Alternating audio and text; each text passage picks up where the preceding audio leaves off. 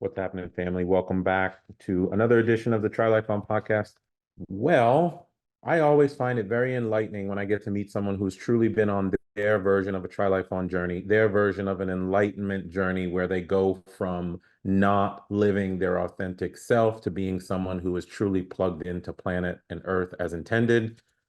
And that is the case for my man, Dave Cairns. He lives and works differently, that's for sure. Dave and his beautiful wife Amanda and their family live in Charlottetown, Prince Edward Island, Canada. The island is on the east coast of Canada. It actually is a full province, but it's an island in and of itself, 300 miles end to end. But how did he get there? That's the beautiful thing. By the way, I'm a big fan of Prince Edward Islands because I love oysters. And anytime I'm in the United States and a place is serving oysters, I'm always asking for PEI oysters. That's a side note. But what we got to talk about today was his awakening journey. At least I referenced it as an awakening journey that I found truly enlightening. Essentially, over time, Dave woke up. He explains that he went from big city life in Toronto. He was kind of chasing status and money as a professional poker player, making loads of money, but even in that particular instance, realizing that he was on this bit of treadmill where he wasn't getting anywhere, constantly chasing after the next thing, but not plugging into life the way that he truly wanted. That eventually shut down and he moved into the commercial real estate space. This is not a real estate podcast for sure, but he moved into the commercial real estate space, specifically working in the flex office sector. So think like WeWork, and he worked remotely, which I think is key to a lot of people's lifestyle. He worked remotely, and sometime around 2019, he and his wife Amanda went to Prince Edward Island just on a vacation, just to spend some quality time together, and they felt something. And I think that's the key. We are so inundated with digital, with I have to be somewhere, with I have to make this status, with I have to get this money, I have to buy the next thing, I have to impress my friends. We are so inundated. Dave and I were talking about the fact that our nervous system doesn't get the chance anymore to slow down and experience things like I hear birds, I can hear the wind. There's no light pollution. There's no noise pollution. Whatever happened to them on that trip, they felt something, especially Amanda and especially Dave. That started their shift. And it led to their family, and I love this phrase by Amanda, his wife, their family landing in their life. Love that. They made a conscious decision to shift how they were going to live life. They chose to create something special for them, a dynamic for them. Dave leveraging, of course, his virtual job to be able to live on the island. And as he said to me, Charlottetown, which is the capital, has 90,000 people, but the island itself has 165,000. So everyone is concentrated in Charlottetown. And when you drive out of Charlottetown, and I cannot wait to go there, I secured an invite. When you drive out of Charlottetown, it gets rural very fast. So they have the benefit of, it's not big city, but they have a benefit of a tight-knit community in town. And then you can go out and streams, rivers, trees, nature, you're by yourself. That's got to be a beautiful feeling. And then the one other thing I want to reference is he talked about relationships, the fact that they can go into town, they know people quite a bit. You're talking to the same coffee shop owner, building meaningful relationships where a lot of times in life right now, all of our relationships are so cursory because we're all running constantly. In my coaching for Try Life On, I talk quite a bit about freedom to build meaningful relationships with people and the fact that relationships are a stronger currency than money. And Dave proves that out. So he essentially went from being a high roller to being a virtual guy, then to living a new lifestyle, one that he landed in with his wife, Amanda, and their family. And I thought it was a great example of somebody who's been on a journey of enlightenment and is trying life on their way. And all of us who are listening to these podcasts are looking for people of inspiration and stories of inspiration so we can shift how it is that we present ourselves and show up in the world. The one thing that I got out of this was, for me, even in my very awake self with respect to lifestyle design, but to go land in my life, to go be in the place I want to be with the people I want to be with, plugging into those relationships, being in nature, being around things that make sense for me. I got no problem being in a big city, but I also do want to be around the things that the planet has to offer and have the time to actually enjoy them, which is where my life is headed now. You've heard me talk about the Mediterranean quite a bit, and that is one of the reasons why I love it so much, because I am always in the Mediterranean Sea. I think this is a fascinating conversation with Dave Cairns. I wanted to give you a lead up to it because it's a long conversation, and give the brother some due, because he took us through the whole poker journey, which is a little bit long at the beginning, but it's necessary. It's necessary to understand the detail of what he was going through, to have the perspective of why he landed where he landed. I love this conversation. I hope you love it too. If you do enjoy the conversation and you like what I'm giving you on the podcast, please consider giving me a 5-star rating. If you want to chat about it, send me a note to maurice@trylifeon.com. But for now, just enjoy this interview with David Cairns, my man from Prince Edward Island. I cannot wait to see you in June, brother. Thank you for spending time with me on the show.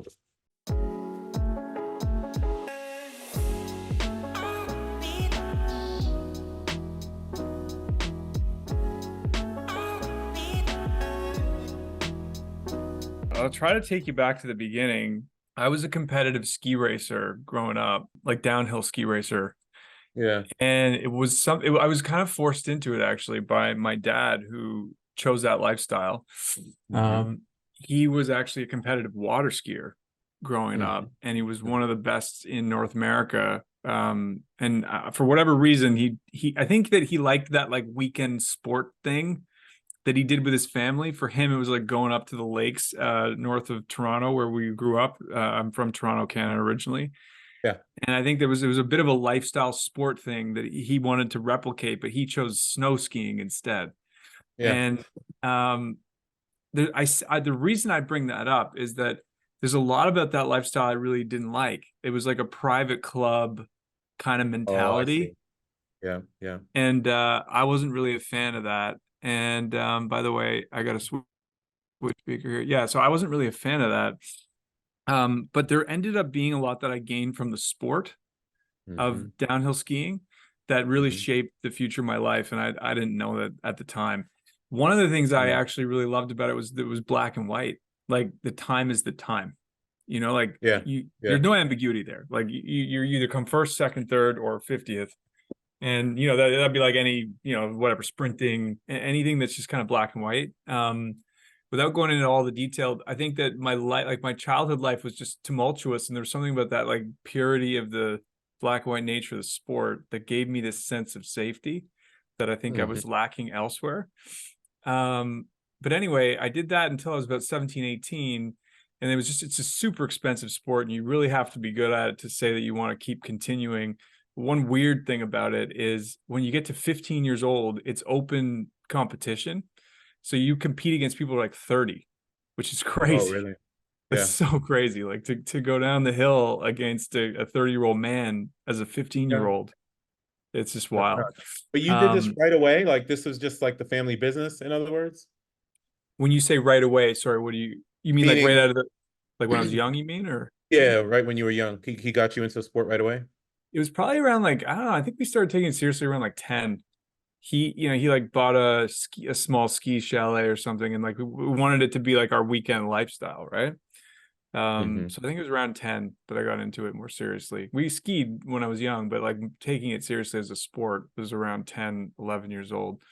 But anyway, so I quit, and I ended up having this big void, because what I loved also about that sport was you compete like against your peers. Like you train together away from race day, but then even your teammates are your competition on race day, right? Including like the people you train with, plus everybody else becomes your competition. But I loved that ability to train with my peers and then go at it against them. There's just sort of like a fun competitive rivalry about that I quite liked. I get it. But yeah, so I kind of lost that, and there's a pretty big void. And this just happened to coincide with the boom in online poker. So in 2003, this guy named Chris Moneymaker from Nashville, Tennessee, an accountant from Nashville, Tennessee, named Chris Moneymaker, can't fucking make this shit up. He wins he takes a $30 online satellite tournament on PokerStars.com and parlays that $30 into a prize package to get a hotel, a flight, and a seat in the main event at the World Series of Poker for $10,000, which was the buy-in for the main. And he goes down there, and the guy fucking wins the whole thing. He takes it down for $2.5 million. Okay. And of course, like poker stars, this was just as like, the modern day internet was taking off, right? Like, we got high speed internet in the late 90s, but like by around 2003, it was really taking off. And so poker stars just jumped all over this guy, and they made him their spokesperson. What do you mean jumped all over him? Like they didn't trust him, kind of thing, No, I or mean I'm not clarifying it. They wanted to market him. They were like, oh, I this is see, I see. incredible, right? Yeah, Like yeah, this guy takes $30 and turns it into $2.5 million and beats out, the best players in poker, right? yeah, So yeah. so anyway, to give it some context, the next year in the main event was 2,500 players, went from 800 players to 2,500 players, and then from 2,500 players to almost 6,000 players. Like this is how big the boom was. And so I got into the game around that time. And I kind of filled the void that I was missing from skiing, some of those competitive endeavors of like, you compete against your peers, but you train together, and like the action, skiing is a pretty risky sport. Like you can fuck yourself up skiing, and you can lose a lot of money playing poker. There was something about that appealed to me. But that was in high school. And then I went to university at McGill in Montreal in 2005. And this was sort of the time I could just like play poker. Like I knew when I was going there, the thing I was going to do was play cards online. And so to skip over all of it, in university, I spent most of my time doing that. And in my fourth year, which was now 2009, a buddy of mine and I decided to play in the same online poker tournament side by side one night. And we just said, we'll split earnings 50-50. Like we'll make decisions together, and whoever wins whatever money, we'll just chop it up. Right. And I ended up winning this tournament for that had around 7,000 or 8,000 people in it. I forget how many now, but I won it for 275K Canadian at the time. Holy shit. Yeah. That's a lot of money. Yeah. Yeah, it is. Especially. Did you were you trying to make a career out of it, or was you were just playing games here, games there kind of thing?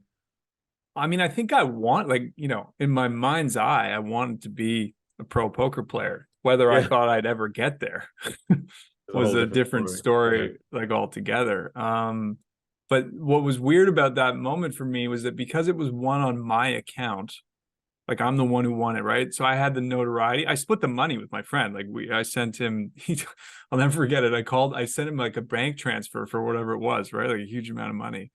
And I call him, I say, hey, did you get it? And he's like, yeah, I've been looking at my screen for the last 20 minutes, just chain smoking cigarettes.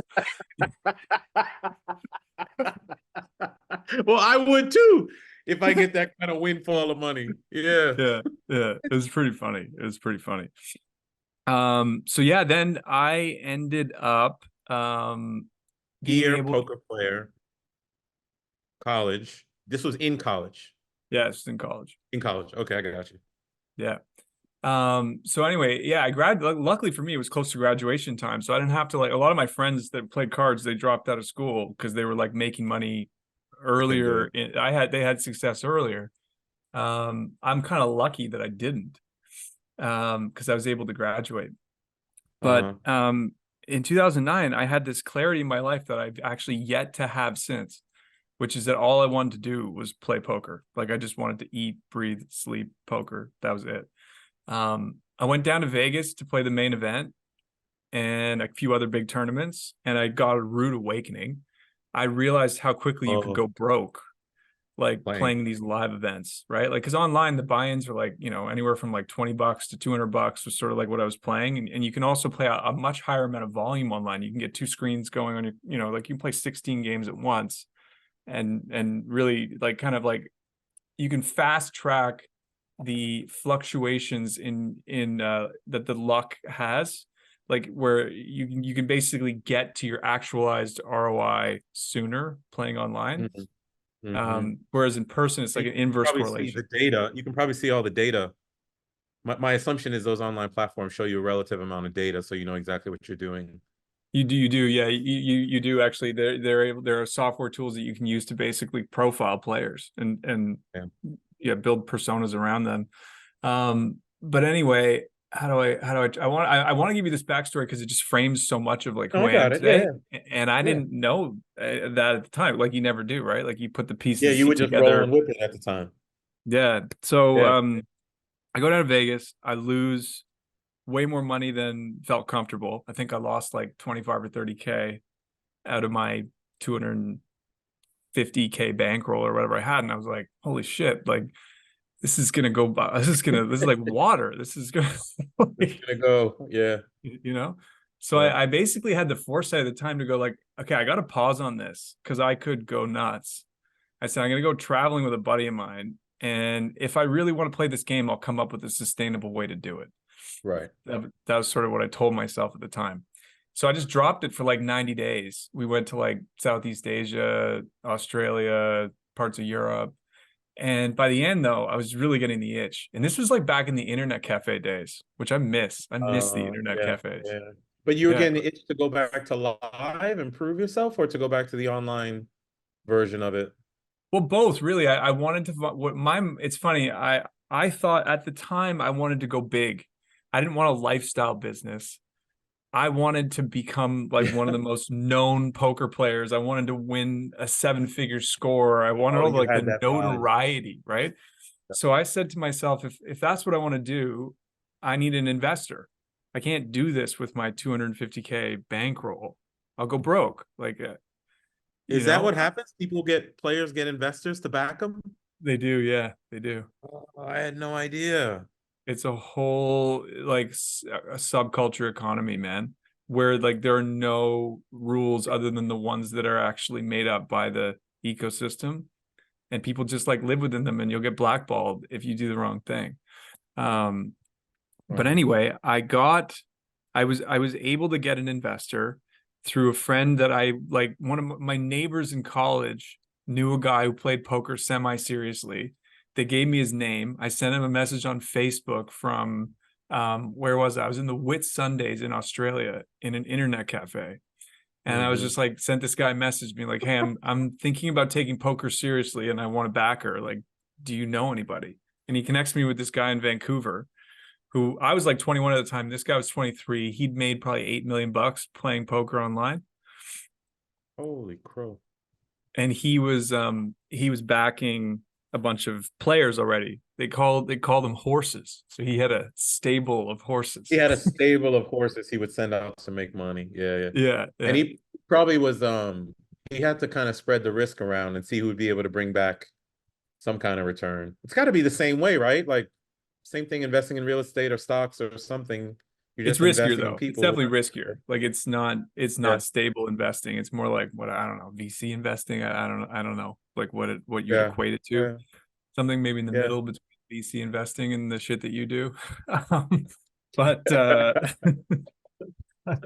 but yeah, he so anyway, I went out to Vancouver and he offered to put me into a tournament free of charge for a 70-30 split, 70 for him, 30 for me, with no downside risk for me. Like I didn't have to pay him back if I lost.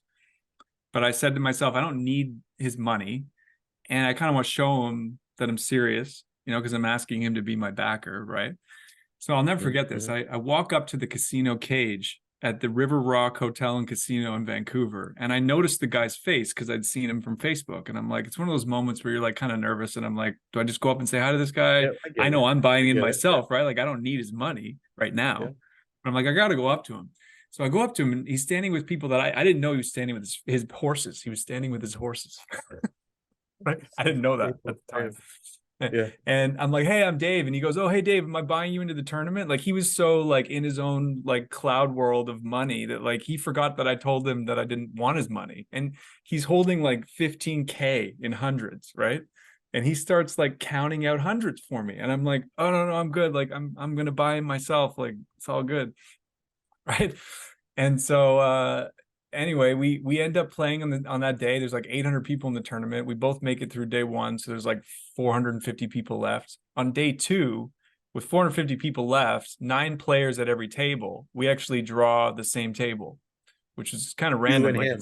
yeah, You me and him. you and yeah.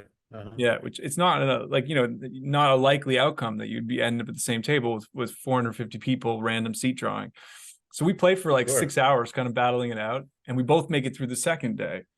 And then on the third day, he busts out. I end up making it through to the fourth day. All of a sudden, from like 800 people, there's 27 people left in this tournament. I'm still in it. I'm in like 10th out of 27 people going into day 4. Anyway, I ended up busting in 10th, which is shit.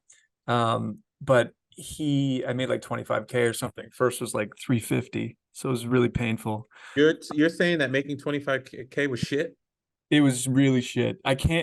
Poker is the only sport where making money can feel like you just got fucking punched in the face. That's gotta be it's gotta be dangerous then, man, because then you're like, well, 25K ain't nothing. Let me go get this 250, and you keep going. Correct. Correct. It's a dangerous, I can dangerous, see the dangerous issue. I game. can see the issue. Yeah. So anyway, I go back to Toronto from Vancouver, pissed off with my 25K. And I'm like, hey man, we never got a chance to talk about our deal. And he's like, oh no, he goes, I'm gonna send you an offer tonight. And I was like, holy shit, you kidding me? So he just gave me a deal. He put me into any tournament I wanted to play in the world, up to a $10,000 buy-in, online or in person. I could play anything I wanted. The Mhm. deal was 50-50 on profits, and any losses that were accrued had to be paid back first. It's called makeup. It's a So great you deal for were the responsible for losses. You are no, responsible for losses. it's a great deal for the horse. Like it's like it's crazy. It shouldn't even be legal. Like the downside risk for the horse is like you can't just quit your backer. You can't just like run up a tab and quit your backer, right? This is where the unwritten rules come in. People try to do that stuff and they just get a bad name in the industry and no one will invest in them again. But wait, how did so the thing that I'm missing, I'm following all this. The thing that I'm missing is the makeup. If a horse lost money, did he have to repay that money? No, it comes out of future earnings. So let's just say I lose Oh, 10K in a tournament. future earnings. Yeah, I got you. yeah, It would make up yeah. It out of comes out of future. future earnings, but it's Okay. just like it's like monopoly for the horse, and that's kind of the problem actually. Is that once you get into like 100K makeup, which I was in 100K makeup at one point, then I got all the way out, then back in 100, and It's a it roller fucks with coaster. your head, like Yeah. and like it's so funny thinking of your world and like creating a lifestyle business. When I look back, and I actually just made a post and I credited you. You know that video you put out earlier today of that Yeah. kid who was Yeah. like, "Yeah, I just don't want to work that I don't want to hard work anymore." anymore. so, I, It's true. so I credited you actually in a post that I literally just put up before our Thanks, man. talk right now. But Yeah. it caused me to reflect because back when I played poker, I should have just gone the lifestyle route. Like I could have made money playing online by myself, but instead I shot for the big time, got a backer, created a whole bunch Yep. of stress for myself, chased my tail. I But had a shitty life. Dave, don't feel bad because I think people get to that realization at some point. I have 10 business partners right now, 10 across the large scale multifamily, some other stuff, mobile home communities, a development partner, and some people in media. And several of them are still on that bandwagon where they want to go after the big wig and things of that nature. And I'm saying, no, we have enough. Like we've created the lifestyle. Why would we take the risk and trade it in? If you double your net worth 3 times, you're not going to be 3 times as happy. That's my statement on it. But I think and everybody has different goals. That's fine. But it does take you a little bit of time to realize it. So I wouldn't sweat that kind of stuff. Yeah, thanks, man. I appreciate that. I'm working through that, but let's try to get you up to present day as quickly as I Yeah, can. yeah. Fair enough. So I play the game for another 3 years pretty seriously, and it's starting to wear on me mentally and physically. Physically because like sitting in front of a screen playing online poker for 16 hours a day, so 6 days out of 7 is not a healthy lifestyle. So that part of it was weighing on me. And then just like mentally, you play like I think I played 225 plus 10K buy-ins and I never cashed in one. So just in 10K buy-ins alone, I lost like 250K. And the frustrating part was I actually was profitable playing online. I made money playing online, but I always had to pay back live losses with my Uh, online earnings. So that's what I mean about like chasing my own tail and the whole lifestyle thing. Like if I had just played online stayed on where my you are. own bankroll, I would have Yep. made money. Yep. Like a lot of money actually, which is the fucked Hmm. up part.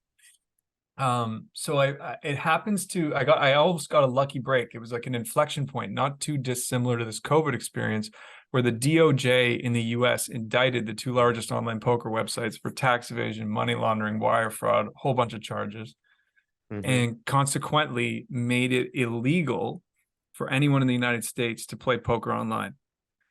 That legislation's changed a lot now, and it's kind of a state by state led thing now, and poker is legal, but the games have never gone back to as global as they were, and they're just not as big anymore because of Yeah. that state by state legislation. Yeah. But I just took it as my little like nod from the universe. I'm like, okay, I'm not happy. The games are worse. They're harder. They're smaller. I'm going to get out.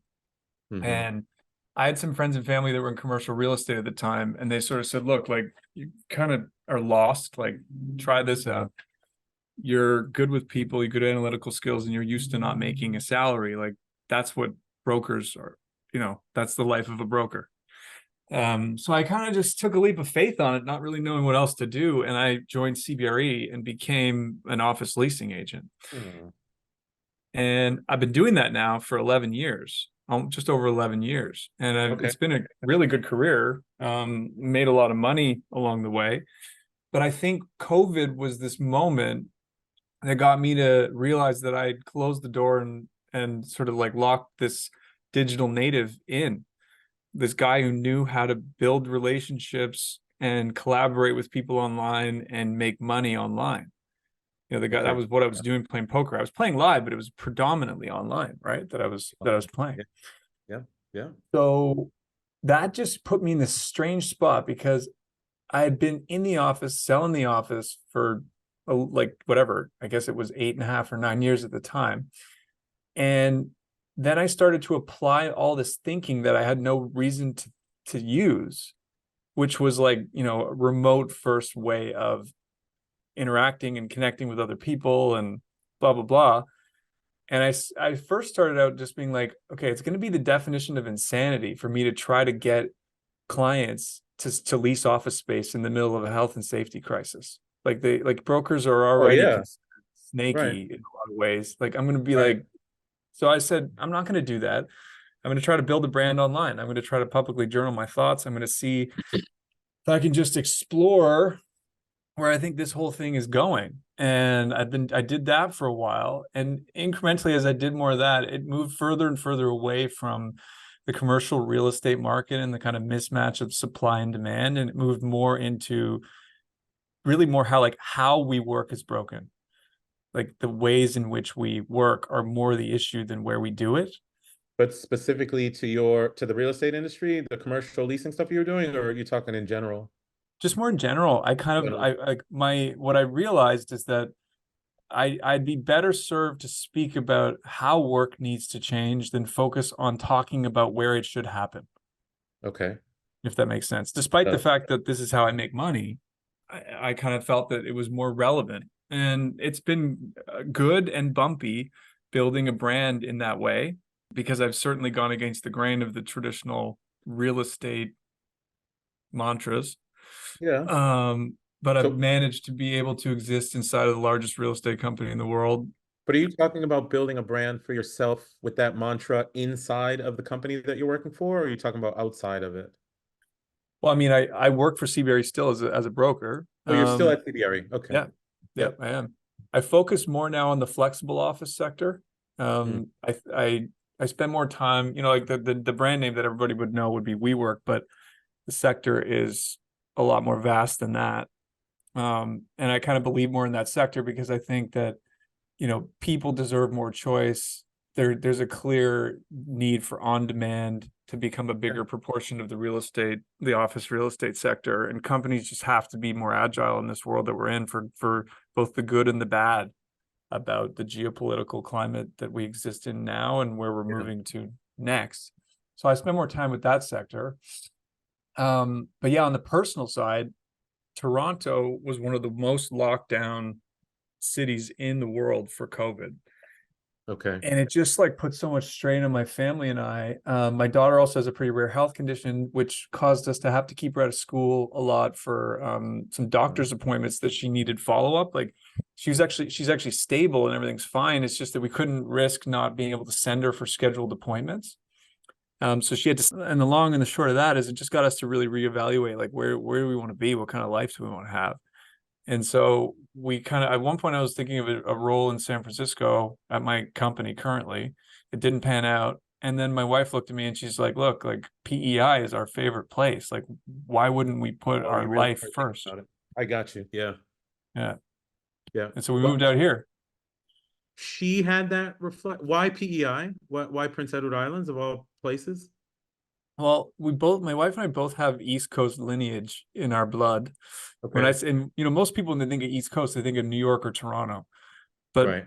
if you're a Canadian, the East Coast is the Maritime provinces, Right. right? Right. Okay. So we both kind of had that love of the East Coast. We had spent a bunch of time out here ourselves, like before we had our daughter. Oh, so you had been And out there before. Yeah. Okay. so actually, we did come out here with our daughter when she was 15 months old, and we just fell in love with PEI together as a family, and Hmm. it just spoke to us.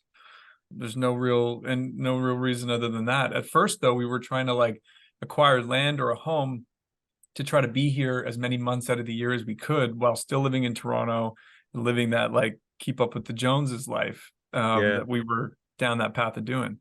Were you aware of, so now you did bring it full circle because when I talk to other people who are on their own relative lifestyle journeys, they go from everything that, formal school taught us to compete with each other or do the baller thing or whatever, let's say your high stakes poker, if you will, to starting to think a little bit more intrinsically about how they want to work. So we'll call that your CBRE, we work flex office space point, to this very intentional, we want to live a different style of life. And I'll just call that your PEI phase. Were you aware that you kind of had made that progression and landed, if you will? And I don't know if you may move on to something else in the future, but were you aware of it or it just kind of happened naturally per se? Well, it's so funny you use the word landed because it's been an interesting ride individuating my wife and I, moving away from where we came from, leaving every person and every experience we ever had behind because we don't have family out here. And Okay. my wife actually said to me this morning, she goes, what I want for the next phase of our journey out here, because we love being out here. It's changed us so much for the better. She goes, I want to Mhm. land in my life. I actually want to be landed in my life. What does that So mean for her? I love that phrase, by the way, but what does that mean for her? Now we're talking. What does that mean? for her, it means like, I want to wake up in the morning and really appreciate the first sip of my coffee. I Yes, bro. want my daughter to come downstairs and not feel any existential stress, as much of it as I can avoid, related to finances or stuff that is controllable, Yeah. through shedding ego and getting really aligned on like, what actually matters. So for us moving out here, we've had to shed a lot of our Toronto bigger city mentality, me working in a big brokerage house and having some big financial years, without Mhm. really considering what lifestyle we wanted to create with some of those earnings. Like, it's just been a shedding of the ego as we've come out here. And I think we've kind of learned a lot and we're now ready to land in a new phase. Brother. I love that shedding of the ego. I think you may remember it, but in my post, I talk about that as executing somebody else's version of success. Like I'm not gonna call people drones. You know, I talk to my kids about this quite a bit, and they'll play what's that game? Fortnite. My youngest plays Fortnite all the time. He's old enough to deal with it now. And I say to him, hey Noah, you know the character that you're controlling with the joystick? He's like, yep, that's you. That's you, quote unquote, in your terms, landing in your life. You are literally moving yourself around. You see all the other characters around there? Those are NPCs, just non-player characters that are just kind of droning in different ways. And I think sometimes when we adopt other people's version of what success is supposed to be, we're just doing that, you know? Yeah, That's why when you said land in your life and your wife talking about that first sip of, or you or your wife talking about that first sip of coffee it's in the her. morning. I won't take credit for it. It's her. Yeah, and it's intentional. My for Try Life On, the way that I start people in coaching is we write our perfect day. It's very intentional, has feelings, emotions, smells. Where are you? What are you doing by the Mediterranean in PEI, etc. And mine talks about my first sip of coffee, which would usually be before 5 a.m., sitting on the pool deck overlooking the Mediterranean. Like I am, you can tell her that she solidified my need to land in my next life. There you go. There you go. She's a very insightful woman. She had this one. She has quotes. I just start taking them down now. Like I've just started like whenever she says something, it's either funny or insightful. I start writing them down. And one of my favorite ones, we're standing out here in the kitchen in PEI in our new life out here. And we were going through whatever we were going through, whether I can't even remember whether it's just a day being a parent or like whatever other existential stress is going on. And she looks at me and she goes, you know, there's a lot of cognitive dissonance going on lately between who I think I am and who I actually am. And it's resulting in a lot of unused produce being fruits and vegetables. And I just burst out laughing, you know, where like you just let the salad go bad in the fridge, you know, like it's just like, Yeah. and like you think you're one person, but no, you're another one, and you're the person that has the salad go bad because you know. Good for you guys. You landed in your life. So how long have you been in PEI now? And like what is life like on a day-to-day basis on an island? Well, I don't know how Yeah. big the island is that you're on, but what is it like? Yeah. So we've been here since October 2021, so just over 2 years. And it's really Wow. interesting to reflect because, you know, there's this saying, I forget the name of the author, wherever you go, there you are. Wherever you go, there you are. Yeah, I guess Yeah. so.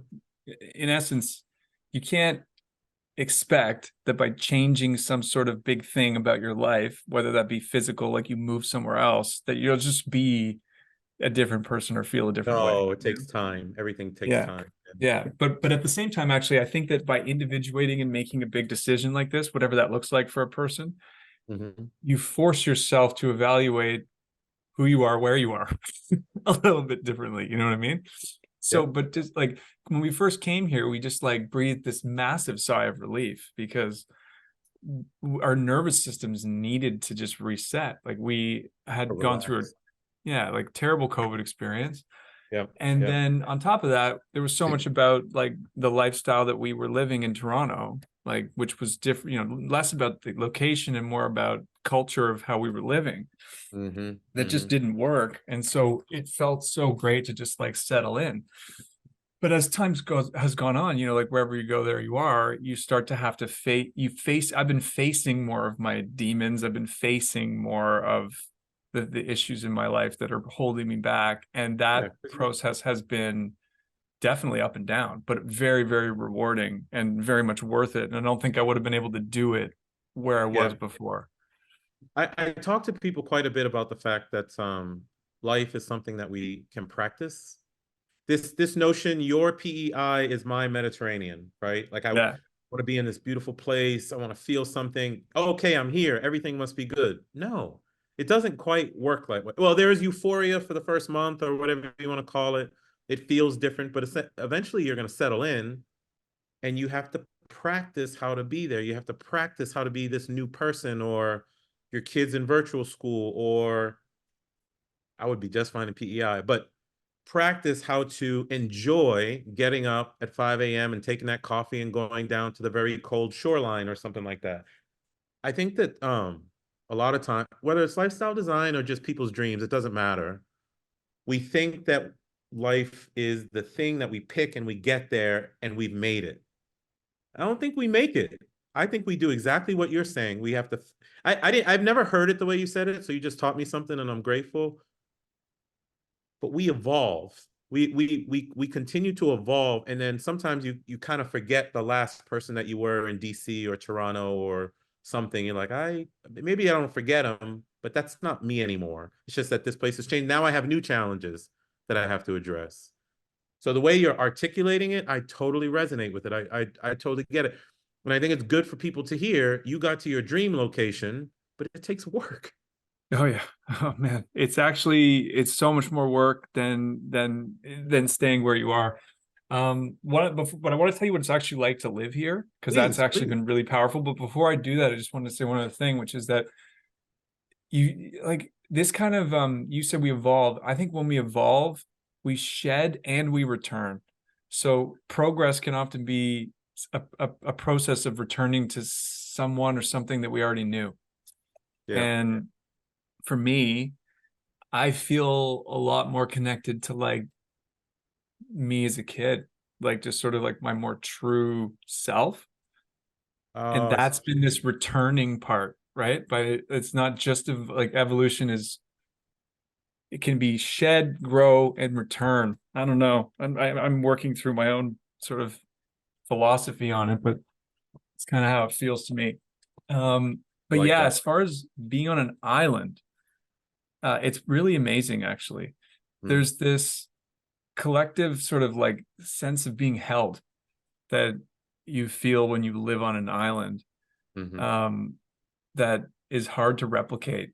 I only have this one experience, so I don't know what it's like to live in a really big populated island. But PEI is actually a large island for physically speaking, geographically Is it speaking. one island? Is Prince Edward? It's It's Prince Edward island, Island. one island, and it's probably around 300 miles from end to end. So it's pretty big, but population density wise, it's small. So like, a Caribbean island, by example, probably has like 1 million people on it, but from a size perspective would be much smaller than PEI. Oh, yeah, yeah. The fascinating thing about PEI, it's got about 165,000 people that live here.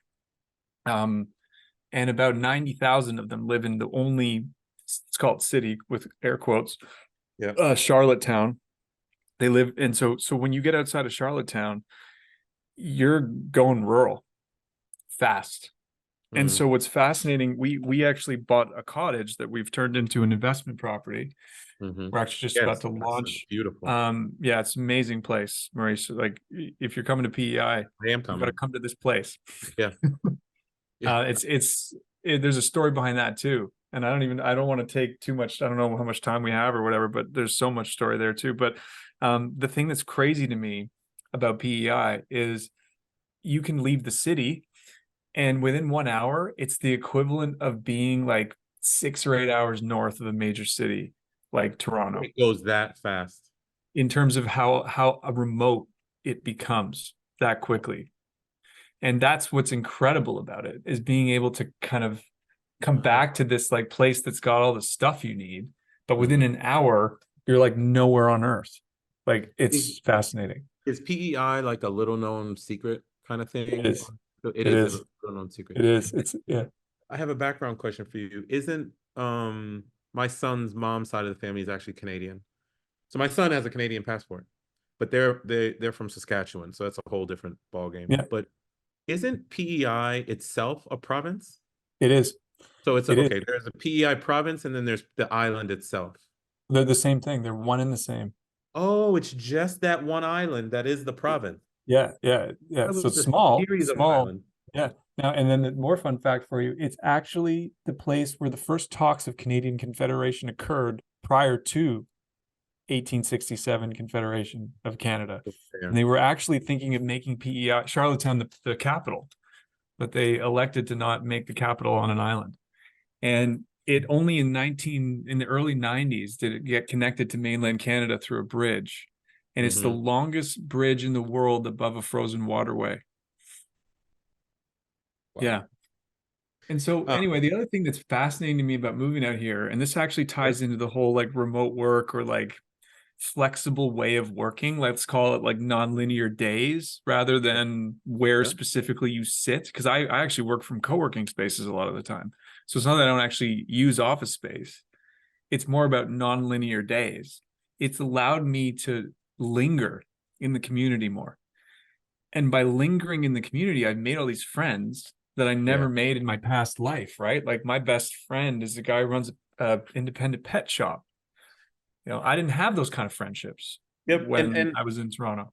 I'm glad you said that because I try to articulate this point to people. When I do travel, I don't travel much as a tourist at all. My intent is to mix with the community, to figure stuff out.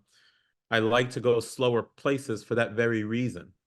We are, I'm saying we with air quotes and being facetious, but us Toronto and Washington DC people, we're just so fat. Like everything is fast moving. There's no time for stopping. It's I got to get this done. I got to get this done. I think sometimes it's perceived and sometimes it's environmental. You're the one who's standing still, everybody else is moving, so you feel like you got to run.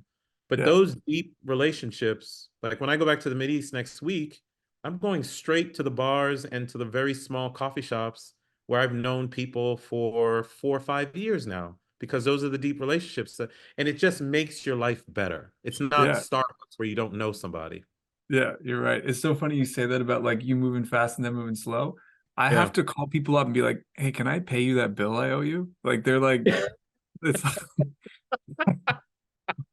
exactly. But David, don't you you really hit you really that really resonated. Don't you feel that from people, that people are just running for the sake of running? They don't even realize that they're running. And yes, I can say that now because I'm out of the traditional work world and I've slowed myself down to an extent. But when I look at it, if I'm at I say this facetiously to my kid when we're at the traffic light at 10 a.m. in the morning or something like that, and I just see people hauling butt everywhere, going all these places. I'm like, where is everybody going so freaking fast when there's life to be lived right here in the moment, right now? It takes locations like a PEI to slow you down for you to see something like that. yeah, it does. And I know how privileged I am to be Yeah, able to even consider it. Like my wife and I have actually said to each other, like, we can move to this place as Canadians and we don't need to immigrate. Like it's insane how lucky you are to be a Canadian, by example, or an American or whatever, like some of the stuff that you can do. yeah, Now, moving out here has been very difficult in many respects, but that level of that's actually something that's really been crystallizing for us in the last few months, is just like gratitude for these very, like I'm going to use the word basic, not meaning not in I don't know how to like articulate, but it's like just like being able to like baseline live in a place where your nervous system can be regulated. What an amazing gift that is, no matter what house you have, no matter what you have there. Just the right. fact that you can be there You can is like, actually sense, you can actually sense life. You can see stars. It's actually quiet out. You can hear yeah, cricket, or you can hear the sea coming in or something like that. I yeah, don't, a lot of people have that gift. Well, no, in certain parts of the world, of course they do, but in Western culture, I don't think we do. My son, so I have a cottage as well on the water in Maryland, and I bought it for the same reason you bought it. You got yours. I suspect the same reason you got yours. It's to get us out of the city and on to what's called the Chesapeake Bay, but in a very quiet place. There's 6 bald eagles that live there. Osprey come in for the summer. Herons come by. Lots of fish. Lots of crabbing and things of that nature. And we left the house analog on purpose. So there's no Wi-Fi. There's that's cool. Monopoly, Connect Four. We do have a TV and I can connect it to the hotspot if we want to watch a football game, but it's rare that we're interested in doing that. We we need it. And I think people are so numb to it that examples like yours will motivate to realize you don't even have to go very far. There are other ways of living out there. And especially a progression from skiing to poker player to commercial real Poker. estate. Yeah. Poker, right? Yeah, commercial Yeah. real estate, and I know you're still doing the commercial real estate though, I but just am. Yeah, I remotely. am. I am. It's fast tracked a career transition for me that I knew it would. That's So I'm all. actually in the middle of all that right now.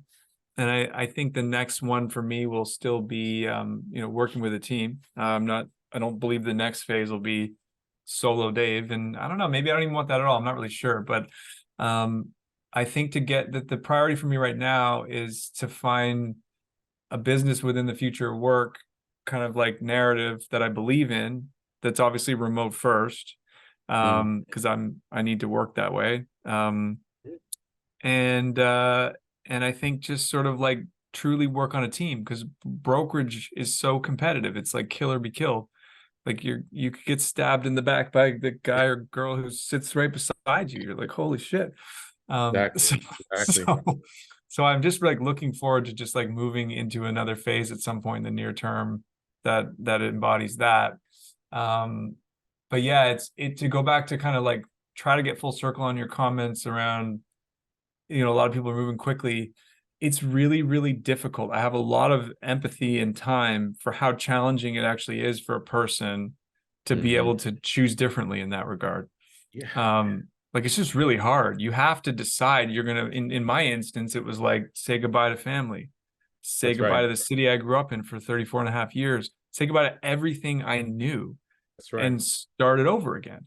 It's the most incredible opportunity and the most incredible risk all wrapped up into one, But that's right? life. That's what life Yeah, should be, right? Taking yeah, that thing. yeah. I love that, man. And just as we wrap up, I wanted to tell you.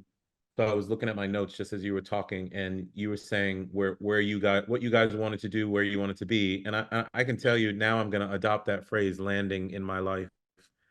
Like I've clearly done a lot of different things. I have gone right or gone left when a lot of people have gone right, and I've made good choices and stuff. But I recognize that I want to feel my nervous system even more. I'm happy for all the flying that I do and travel hacking and all that type of stuff, but I'm outside of wanting to raise my 10-year-old and give him all the opportunities that I can give him. What I want even more than that, which is newsletter 19 on the website, because I wrote my perfect day so folks can see how I kind of think about this stuff and go after it, is exactly what you and your wife are talking about, which is like intentional, actually living and feeling what's there, slow, meaningful relationships with people. Running's not bad, but once you move into a point of your life where you don't want to run, simply running just for the sake of it, it will wear you down very, very quickly. You know what I mean? Yeah, yeah, yeah, yeah. Um, It's funny, like for us, we're a slow bunch in my family. We like yeah, to move really slowly through our days yeah, and we don't get places fast. yeah. And so I think for us, we'll probably do a lot of slow traveling with our daughter when she's a little bit older, but she's 5 right now. And so our priority is not really to travel much at all. Like I may have to travel for work or whatever, but like in general, we're not, we decided in our, this phase of life, it's like pick a place you just want to be, That's right. like, and for us, that's PEI. And to your point, Maurice, choosing that is actually hard, right? Because Hmm. you want to, especially if you're from like a big city and stuff, like you just want to move, you want to do whatever. Hmm. But almost forcing ourselves into it, financially being part of that force, not all of it. It's created this like this whole thing I was just telling you about like evolving and returning at the same Evolving time. and returning. I love that. And Yeah. tearing away what did you say? Tearing away the layers? Just like shedding the ego, you know Shedding, what I mean? shedding, Like, shedding. Yeah. yeah, just shedding the ego. Like, there's just so much ego that I have been dumping over the last 2.5 years of my life. I've started it with when I retired from the military in 19, left Accenture in 21, left the police in 21. Those identities start to fade and more of who you actually are starts to come out, you know. But another way you can do it is going to a place that draws out the best in you. And it sounds like for you and Haley, Amanda's her name, and my daughter's Amanda, Elle. sorry. Okay. For you and Amanda, it has definitely helped. I have a question that I tend to ask at the end of a interview, but most of the people who listen to this, most of, not all, but most of the people who listen to this podcast are trying to figure something out. They're trying to shift from traditional work world to virtual world, or they're trying to do exactly what you had the courage to do, which is break away from their familial upbringing and what society is saying and go live in a place like PEI or whatever. Now, after having gone through your journey, and you maybe you could even gone through it faster, it's just it was what it was. The timing was the timing. But what would you tell someone who is trying to make a shift, whether it be work, life, family, such that they can try life on now? Well, the first part is the toughest part, which is to make that decision that you're gonna go right when people want you to keep Yeah, going left, right? absolutely. Yep. Like, and Yeah. that could be either in a direct sense, that could be like you have family pressure to like be a certain person, get a certain job and be there for Sunday dinner, whatever the expectations are that you have on you. If you want to move left and they want you to stay right, it's very, very difficult to make that decision. Like, I don't know what advice I can give to somebody about that. You have to just get like mad enough about it or whatever that you just want something different. For us, COVID was what forced us to do it, right? Like it didn't force everybody, but it forced us because we were ready enough to sort of like get the memo, right?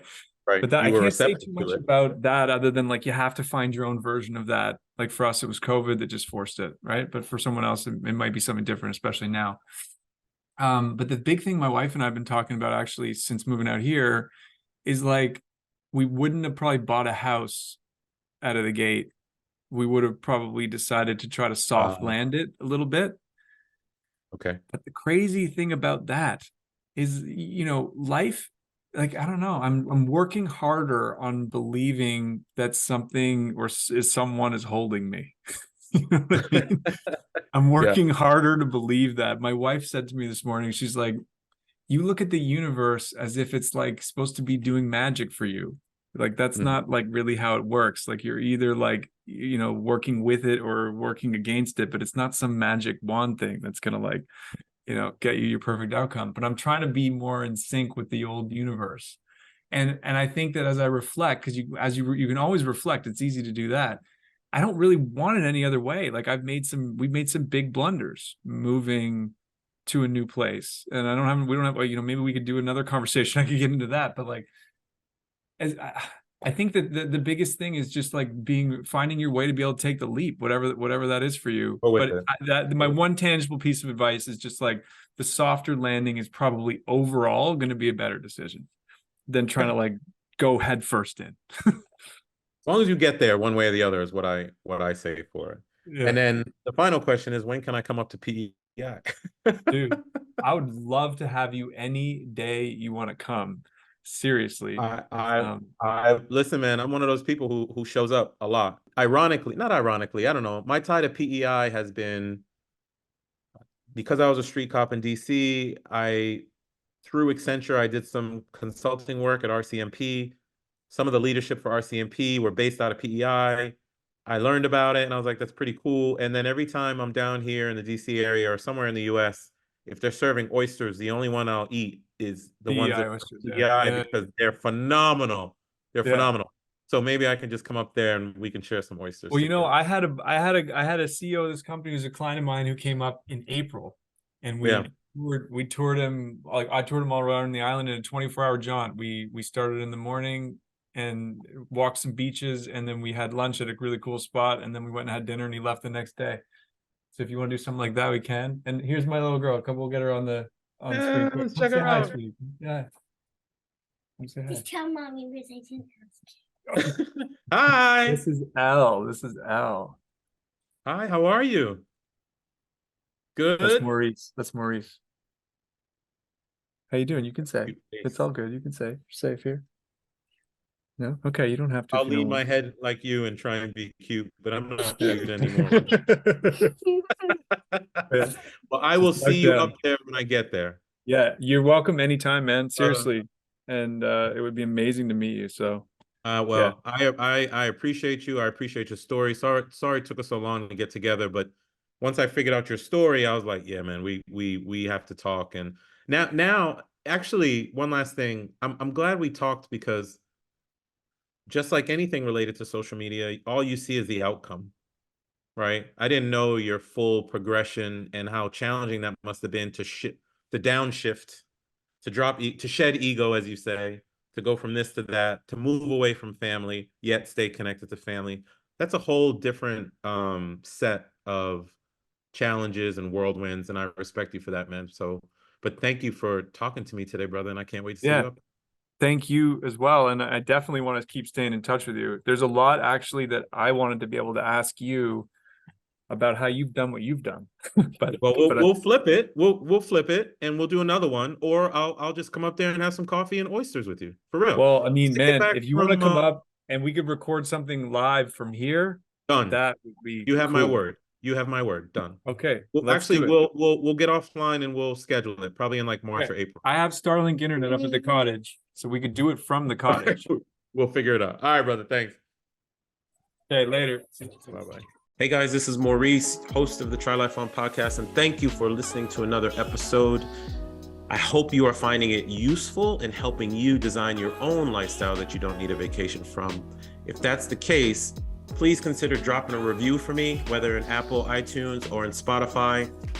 Drop a review, put some stars on it, give me some feedback on how I can make the podcast better, what information you are looking for. I am doing my best to get information to you on the Try Life On principles, the 5 freedoms, how to build lifestyle, travel hacking, all of it. And I want to do it for you. So please do a review for me. And until next time, my name is Maurice Philogene, and this is the Try Life On podcast. Peace.